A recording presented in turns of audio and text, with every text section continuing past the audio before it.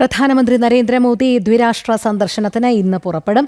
രണ്ടാം ഘട്ടത്തിൽ മാലദ്വീപ് president doctor Muhammad മുയിസുവിന്റെ ക്ഷണപ്രകാരം പ്രധാനമന്ത്രി 25 മുതൽ 26 വരെ മാലദ്വീപ് സന്ദർശിക്കും. എസ് ശ്രീകാന്ത് ചേരുന്നു. ശ്രീകാന്ത്, പ്രധാനമന്ത്രി നരേന്ദ്രമോദിയുടെ ദ്വിരാഷ്ട്ര സന്ദർശനം ഇന്ന് ആരംഭിക്കുമ്പോൾ എന്തെല്ലാം കാര്യങ്ങളിൽ ശ്രദ്ധ കേന്ദ്രീകരിച്ചുകൊണ്ട് അല്ലെങ്കിൽ നയതന്ത്ര ബന്ധങ്ങൾ ഊട്ടിയുറപ്പിച്ചുകൊണ്ടുള്ള ഒരു യാത്രയാകും ഇത്? ഇന്നും നാളെയും UK-യിലേക്കാണ് പ്രധാനമന്ത്രിയുടെ സന്ദർശനം നിശ്ചയിച്ചിട്ടുള്ളത്. 25-26 തീയതികളിൽ മാലിദ്വീപിലേക്കും പ്രധാനമന്ത്രിയുടെ വിദേശ പര്യടനം നിശ്ചയിച്ചിട്ടുണ്ട്.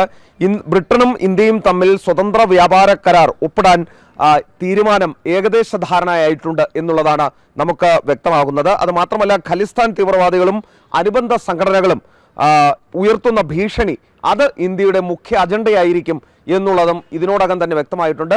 മാത്രമല്ല, ഇന്ത്യയിൽ ഏതെങ്കിലും തരത്തിലുള്ള സാമ്പത്തിക കുറ്റകൃത്യങ്ങൾ ചെയ്ത ശേഷം ലണ്ടനിലേക്ക് പോയി അവിടെ അഭയം തേടിയിരിക്കുന്ന കുറ്റവാളികളെ കൈമാറുന്ന കാര്യത്തിലും ഇന്ത്യയും ബ്രിട്ടനും തമ്മിൽ ഏതെങ്കിലും തരത്തിലുള്ള ചർച്ചകൾ ഉണ്ടാകാനുള്ള സാധ്യതയുണ്ട് എന്നാണ് മനസ്സിലാകുന്നത്.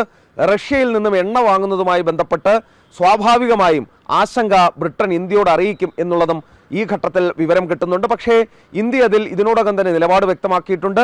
ഇന്ത്യക്ക് ചേരുന്ന, ഇന്ത്യക്ക് യുക്തമായ, ഇന്ത്യയിലെ പൗരന്മാർക്ക് അനുയോജ്യമായ നിലപാടാണ് ഇന്ത്യ സ്വീകരിക്കുന്നത് എന്നാണ് നിലവിലിപ്പോൾ വിദേശകാര്യ സെക്രട്ടറി കഴിഞ്ഞ ദിവസം നടത്തിയ വാർത്താ സമ്മേളനത്തിൽ പറയുകയും ചെയ്തത്. എന്തായാലും പ്രധാനമന്ത്രിയുടെ ബ്രിട്ടൻ സന്ദർശനം ഇരു രാജ്യങ്ങൾക്കുമിടയിലെ നയതന്ത്ര ബന്ധം കൂടുതൽ ശക്തിപ്പെടുത്താൻ ഗുണം ചെയ്യും എന്ന് പ്രതീക്ഷിക്കുന്നു. ഒപ്പം തന്നെ ഈ ഖലിസ്ഥാനി ഭീകരർ അവരെ കൊണ്ട് ഈ കാനഡയിലും ബ്രിട്ടനിലും തമ്പടിച്ചാണ് അവർ ഇന്ത്യക്കെതിരായ അവരുടെ പ്രവർത്തനങ്ങൾ ഏകോപിപ്പിക്കുന്നത്.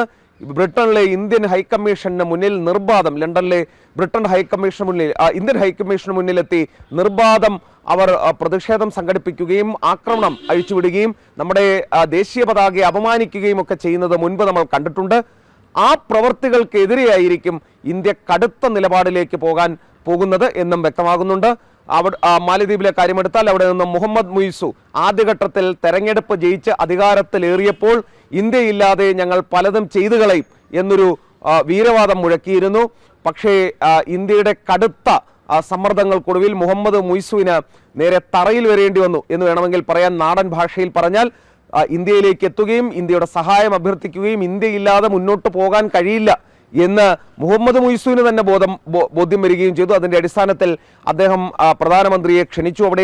പ്രധാനമന്ത്രി അവിടേക്ക് പോവുകയാണ്. ഇന്ത്യയെ സംബന്ധിച്ച് തന്ത്രപ്രധാന പങ്കാളി എന്ന രീതിയിലായിരിക്കും മാലിദ്വീപിനെ കാണുന്നത്.